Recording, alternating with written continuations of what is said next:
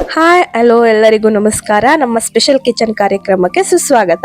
ಎಲ್ಲರಿಗೂ ಟೊಮೊಟೊ ಬಾತು ಪಲಾವ್ ತಿಂಡಿ ಬೇಜಾರಾಗಿರುತ್ತಲ್ವಾ?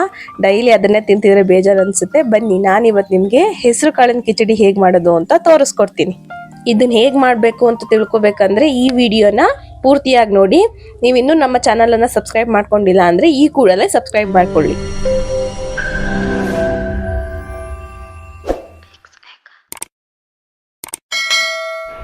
ಈಗ ಒಂದು ಪಾತ್ರೆ ತಗೊಂಡು ಅದಕ್ಕೆ 1 ಕಪ್ ಆಗುವಷ್ಟು ಹೆಸರು ಕಾಳು, 2 ಟೇಬಲ್ ಸ್ಪೂನ್ ಆಗುವಷ್ಟು ಮೆಂತ್ಯ ಹಾಕಿ 2 ರಿಂದ 3 ನಿಮಿಷಗಳ ಕಾಲ ಹುರಿದು ಸೈಡ್ಗೆ ಎತ್ತಿಟ್ಕೊಳ್ಳಿ.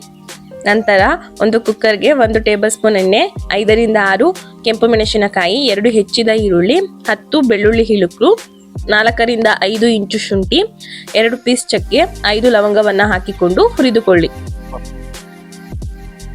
ಇವಾಗ 1 ಟೇಬಲ್ ಸ್ಪೂನ್ ಅಷ್ಟು ಜೀರಿಗೆ, 1 ಟೇಬಲ್ ಸ್ಪೂನ್ ಅಷ್ಟು ಅರಿಶಿನ, 1 ಕಪ್ ತೆಂಗಿನಕಾಯನ್ನು ಹಾಕಿ ಕೆಂಪಗಾಗೋವರೆಗೂ ಫ್ರೈ ಮಾಡಿಕೊಂಡು ಸೈಡ್ಗೆ ಎತ್ತಿಟ್ಕೊಳ್ಳಿ.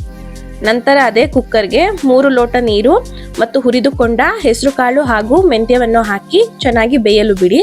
ಈಗ ಒಂದು ಮಿಕ್ಸಿ ಜಾರನ್ನು ತೆಗೆದುಕೊಂಡು ಅದಕ್ಕೆ ಹುರಿದಿಟ್ಟುಕೊಂಡ ಮಸಾಲೆಯನ್ನು ಹಾಕಿಕೊಂಡು ನುಣ್ಣಗೆ ರುಬ್ಬಿಕೊಳ್ಳಿ. ಈಗ ಹೆಸರು ಕಾಳು 50% ಕುಕ್ ಆದ ನಂತರ ಅದಕ್ಕೆ 1 ಕಪ್ ಆಗುವಷ್ಟು ಟೊಮೊಟೊ ಹಣ್ಣು, ಒಂದು ಸ್ವಲ್ಪ ಕರಿಬೇವನ್ನು ಹಾಕಿ ಹಾಗೆ ಬೇಯಲು ಬಿಡಿ. ಈಗ ಟೊಮೊಟೊ ಸಾಫ್ಟ್ ಆದ ನಂತರ ಅದಕ್ಕೆ ರುಬ್ಬಿಕೊಂಡ ಮಸಾಲೆ ಹಾಗೂ ರುಚಿಗೆ ತಕ್ಕಷ್ಟು ಉಪ್ಪನ್ನು ಹಾಕಿ 5 ನಿಮಿಷಗಳ ಕಾಲ ಬೇಯಲು ಬಿಡಿ.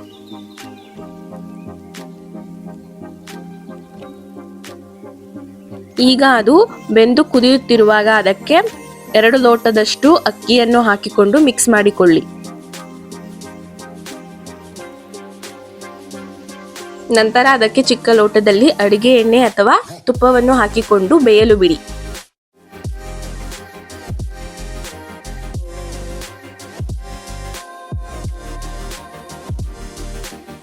ನೋಡಿ ಇವಾಗ ಚೆನ್ನಾಗಿ ಕುದಿ ಬರುತ್ತಿದೆ.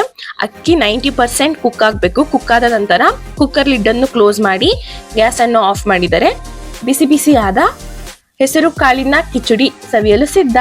ನೋಡಿದ್ರಲ್ಲ, ಈ ವಿಡಿಯೋದಲ್ಲಿ ಹೆಸರು ಕಾಳಿನ ಕಿಚಡಿಯನ್ನ ಈಸಿಯಾಗಿ ಹೇಗೆ ಮಾಡೋದು ಅಂತ ನಿಮಗೆ ಹೇಳ್ಕೊಟ್ಟಿದ್ದೀನಿ. ಈ ವಿಡಿಯೋ ನಿಮಗೆ ಇಷ್ಟವಾದಲ್ಲಿ ಲೈಕ್ ಮಾಡಿ ಹಾಗೂ ನಿಮಗೆ ಇಷ್ಟವಾದವರಿಗೆ ಶೇರ್ ಮಾಡಿ. ಮುಂದಿನ ವಿಡಿಯೋದಲ್ಲಿ ಸಿಗೋಣ. ಅಲ್ಲಿವರೆಗೂ ಟೇಕ್ ಕೇರ್, ಟಾಟಾ, ಬಾಯ್ ಬಾಯ್.